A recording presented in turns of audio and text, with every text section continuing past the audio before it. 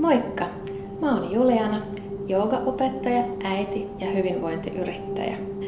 Minua on aina kiinnostunut Ayurveda ja on jonkin verran sitä opiskellut itsekseen, lueskellut ja sen verran mitä osannut on jakanut eteenpäin mun oppilaille. Mutta tänä keväänä päätin mennä pikkasen syvemmälle, sillä hyvä ystäväni Justin Cederberg Prasadista houkutteli minut mukaan hänen kehittämälleen online-kurssille. Hän on kehittänyt loistavan kurssikokonaisuuden, joka käsittää tätä Ayurvedaa täällä meidän pohjoisella maapallopuoliskolla. Hän on jakanut tämän kurssin 4 osaan ja yksi osa on ikään kuin 1 vuoden aika, 3 kuukautta.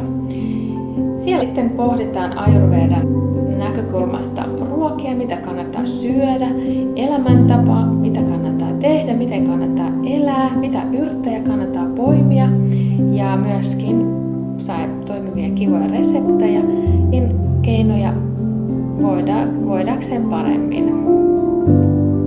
Jos siis sinua on kiinnostunut Ayurveda jo pidemmän aikaa, mutta et oikein ole tiennyt, miten saat kosketusta siihen, niin tämä on loistava kurssi sinulle. Voit osallistua vain yhteen osioon tai koko kokonaisuuteen, joka kestää 12 kuukautta. Lopuksi saat myös sertifikaatin, joka oikeuttaa sinut jakaa tätä Ayurveda-tietoutta eteenpäin, eli voit opettaa jotakin sinun oppilaille tai läheisille.